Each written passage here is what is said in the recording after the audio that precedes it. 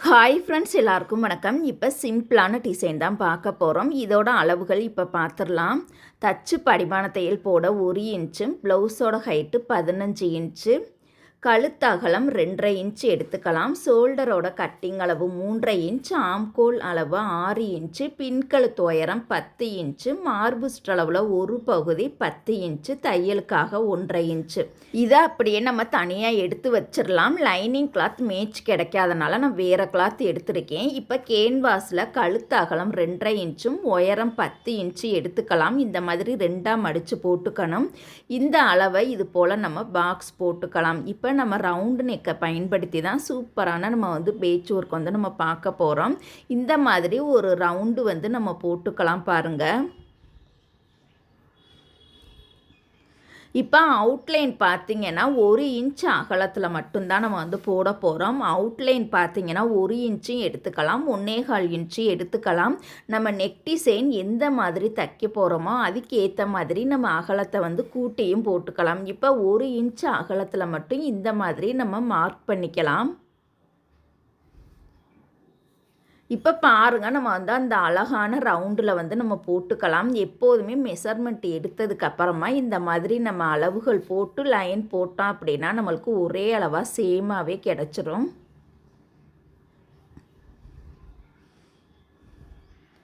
இப்போ இந்த பகுதியை அழகாக நீட்டாக நம்ம கட் பண்ணி எடுத்துக்கலாம். இந்த மாதிரி டிசைன் ப்ளவுஸுக்கெல்லாம் நம்ம கேன்வாஸ் யூஸ் பண்ணி தைச்சோம் அப்படின்னா நம்மளுக்கு ஃபினிஷிங் பக்காவாக இருக்கும். அந்த டிசைன் பார்த்திங்கன்னா அவ்வளோ அழகாக ஃபினிஷிங்கோட எல்லாமே நம்மளுக்கு பக்காவாக சூப்பராகவே கிடச்சிடும். இப்போ பாருங்கள், நம்ம அழகாக நீட்டாக கட் பண்ணி எடுத்துட்டோம். இப்போ இதை எப்படி ஈஸியாக தைக்கிறதுன்னு பார்க்கலாம். இப்போ ப்ளவுஸோட கெட்ட பக்கத்தில் லைனிங் கிளாத்தை கரெக்டாக எடுத்து வச்சுக்கணும். நல்லா கவனமாக பாருங்கள். ப்ளவுஸோட கெட்ட பக்கத்தில் லைனிங் கிளாத்தை இது போல் கரெக்டாக சென்ட்ரு பண்ணி வச்சுட்டு அவுட்லைன் ஃபுல்லாகவே ஒரு நூல் கேப்பில் நம்ம தையல் போட்டு ரெடி பண்ணிக்கலாம்.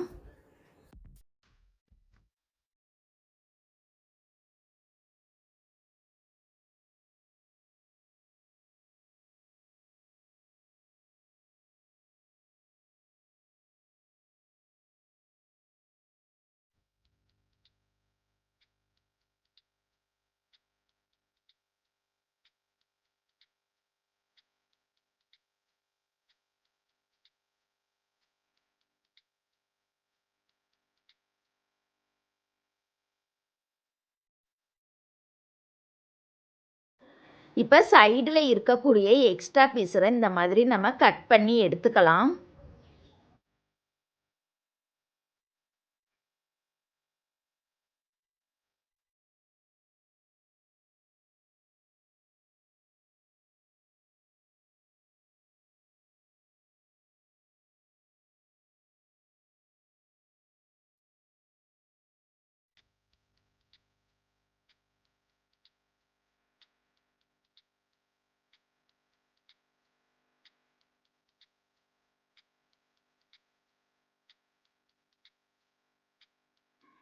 இப்போ கீழே மட்டும் பாருங்கள், கரெக்டாக ஒரு 1/2 இன்ச்சு பிசுறு மடித்து இன்னொரு மடிப்பு 1/2 இன்ச்சில் மடித்து இந்த மாதிரி ஓரத்துலேயே நம்ம ஒரு தையல் போட்டுக்கலாம்.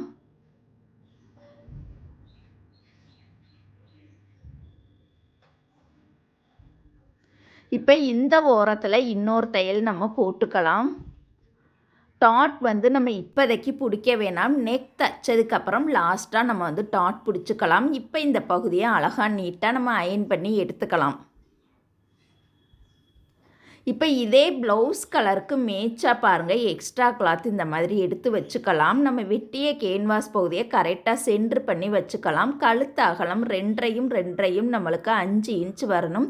அந்த 5 இன்ச்சை இந்த மாதிரி நம்ம மார்க் பண்ணிக்கலாம். மார்க் பண்ணிவிட்டு அந்த கோட்டை ஒட்டியே பாருங்கள், கேன்வாஸை கரெக்டாக வச்சு ஃபஸ்ட்டு உள் ரவுண்டில் ஒரு நூல் கேப்பில் நம்ம தையல் போட்டுக்கலாம். இந்த மாதிரி பாருங்கள், உள் ரவுண்டில் ஒரு நூல் கேப்பில் நம்ம தையல் போட்டுக்கலாம். ஒரு சில துணிகளுக்கு நம்ம அயன் பண்ணோம் அப்படின்னா கேன்வாஸ் ஒட்டிடும். ஒரு சில துணிகளுக்கு நம்ம அயன் பண்ணும் பொழுது கேன்வாஸ் துணியில் ஒட்டாது. அதனால இந்த மாதிரி மெத்தட்லேயே நம்ம தையல் போட்டுக்கலாம். பொறுமையாக பாருங்கள், துணியும் நழுவாமல் கேன்வாஸும் நழுவாமல் கரெக்டாக இது போல் கொஞ்சம் கொஞ்சமாக பொறுமையாக ஒரு நூல் கேப்லேயே நம்ம தையல் போட்டுக்கலாம்.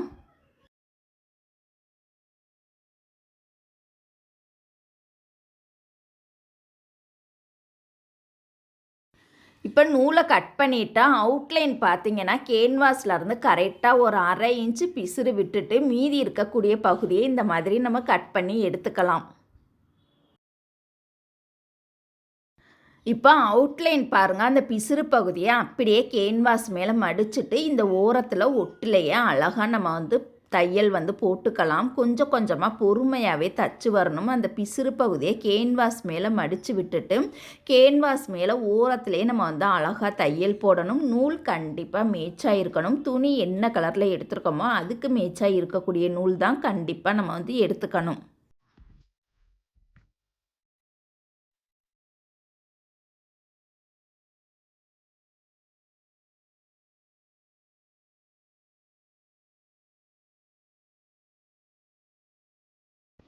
இப்போ பாருங்க, நம்ம தச்சு முடிச்சிட்டோம். நூல் பீஸரை கையோடே கட் பண்ணி எடுத்துக்கலாம். இப்போ இந்த பகுதியை 2ஆக மடிச்சுட்டு சென்டரில் பாருங்கள் அடையாளப்படுத்துறதுக்காக லைட்டாக நம்ம கட் பண்ணிக்கலாம். இப்போ ப்ளவுஸோட கெட்ட பக்கத்தில் தான் நம்ம கேன்வாஸ் பகுதியை வைக்க போகிறோம் பாருங்கள். ப்ளவுஸோட கெட்ட பக்கத்தில் கரெக்டாக சென்ட்ரு பண்ணி நம்ம கரெக்டாக வச்சுட்டு பாருங்கள். உள் ரவுண்டில் முன்னாடி போட்ட தையல் மேலேயே நம்ம தையல் போட்டுக்கலாம். ஆரம்பிக்கும் போதும் முடிக்கும் போதும் கண்டிப்பாக நம்ம கெட்டி தையல் போட்டுக்கணும்.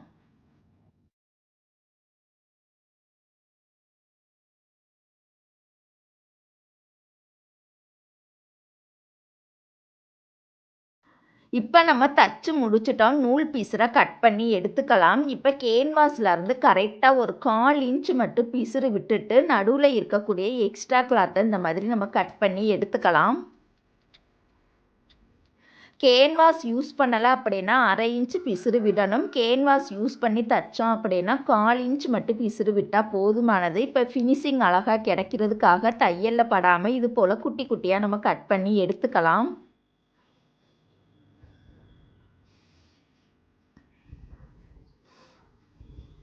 இப்போ இந்த பகுதியை பாருங்கள், நம்ம நல்ல பக்கமாக திருப்பிக்கலாம். நல்ல பக்கமாக திருப்பி அந்த லைனிங் கிளாத் மேல் பக்கமும் சைடுலேயே தெரியக்கூடாது. நல்ல பக்கமாக திருப்பி இந்த மாதிரி நம்ம ஓரத்துலேயே படிமான தையல் போட்டுக்கலாம். லைனிங் கிளாத் மேட்ச் கிடைக்காதனால நான் வேறு கலர் எடுத்துருக்கேன். அதனால் தயவு செய்து ஏன் லைனிங் கிளாத் மேட்ச் போடலை அப்படின்னு சொல்லி கேட்காதீங்க. இப்போ நம்ம தைக்க போகிற டிசைன் எல்லாமே வீடியோக்காக தான் நான் உங்களுக்கு தச்சு காமிக்கிறேன், ஓகேங்களா? அதனால் கண்டிப்பாக லைனிங் துணி என்கிட்ட மேட்ச் இல்லை, வேறு கலர் கிளாத் எடுத்துருக்கேன். கஸ்டமருக்கு தைக்கணும் அப்படின்னா கண்டிப்பாக மேட்சாக தான் நம்ம போட்டுக்கணும். இப்போ பாருங்கள், நம்ம அழகாக நீட்டாக தச்சு முடிச்சிட்டோம். இப்போ அவுட்லைனில் நம்ம சின்னதாக ஒரு டிசைன் பண்ண போகிறோம். இப்போ பாருங்கள், 2.5 இன்ச் நீளமும் 2.5 இன்ச் அகலத்தில் இது போல் ஸ்கொயர் ஷேப்பில் நம்ம கட் பண்ணிக்கலாம். நான் சாம்பிளுக்காக ஒரு 2 பீஸ் மட்டும் நான் தச்சு காமிக்கிறேன்.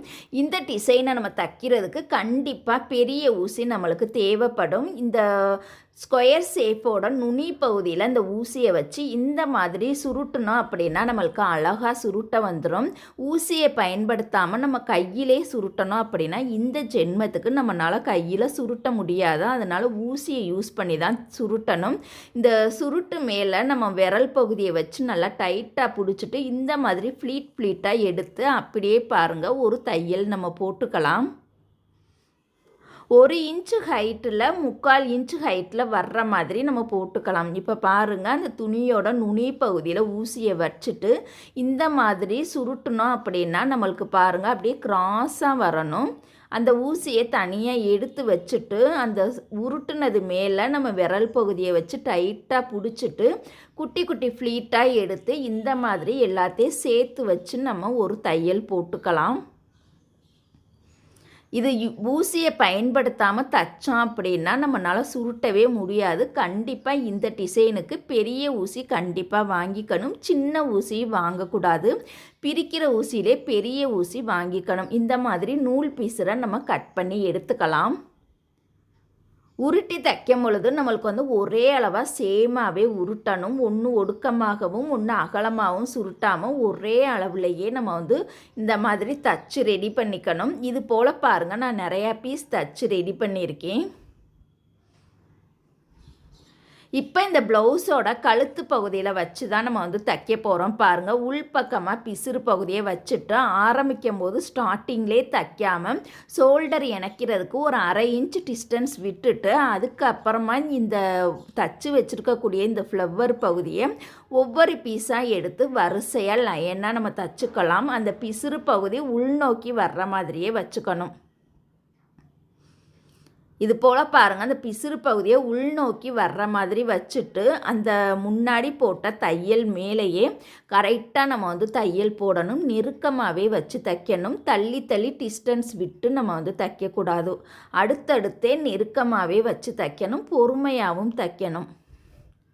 நூல் பார்த்திங்கன்னா கரெக்டாக மேட்சாக இருக்கணும். ப்ளவுஸ் என்ன கலரில் எடுத்துருக்கோமோ அதுக்கு மேட்சாக இருக்கக்கூடிய நூல் எடுத்துக்கணும். பொறுமையாக தைக்கணும். நம்மளுக்கு டிசைன் ப்ளவுஸுக்கு ஃபினிஷிங் பக்காவாக இருக்கணும். அதனால் பொறுமையாக நம்ம தைச்சோம்னா தான் அதோட ஃபினிஷிங்கை நம்ம வந்து எதிர்பார்க்க முடியும். இது போல் பாருங்கள், பொறுமையாக அழகாக நம்ம வந்து தச்சு ரெடி பண்ணிக்கலாம்.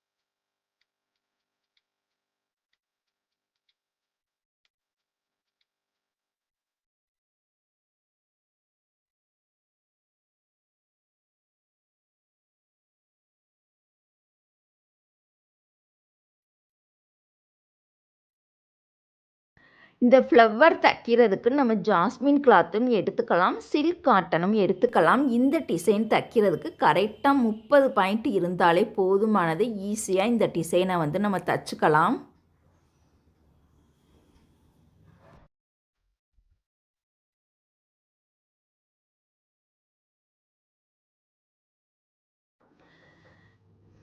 இப்போ பாருங்கள், நம்ம வந்து தச்சு முடிக்க போகிறோம்.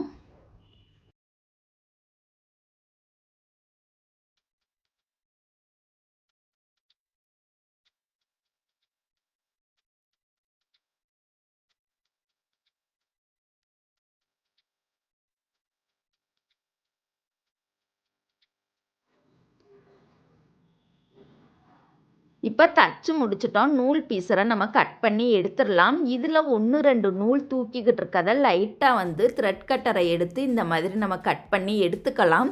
இந்த ஒவ்வொரு ஃப்ளவர்லேயுமே பாசி வேணும் அப்படின்னா நம்ம பாசி வச்சுக்கலாம். இல்லை பாசி வேணாம் அப்படின்னா இப்படியே விட்டுறலாம். இப்படியே விட்டுட்டோம் அப்படின்னா அந்த ஃப்ளவர் எல்லாமே மேலே மேலே தூக்கிக்கிட்டு இருக்கும். மேலே தூக்காமல் இருக்கிறதுக்கு ஒவ்வொரு ஃப்ளவர்லேயுமே கண்ணுக்கே தெரியாத அளவுக்கு குட்டியாக ஒரு நாட் போட்டுட்டோம் அப்படின்னா மேலே தெரியாது. பாசி வேண்டும்னாலும் வச்சுக்கலாம், வேண்டாம் அப்படின்னா அப்படியே விட்டுட்டு ஒரு நாட் மட்டும் ஒவ்வொரு ஃப்ளவர்லையும் நம்ம போட்டுக்கலாம். இப்போ இந்த பகுதியை அழகாக நீட்டாக நம்ம வந்து அயன் பண்ணி எடுத்துக்கலாம். பிடிச்சிருந்தால் லைக் பண்ணுங்கள். தேங்க்யூ.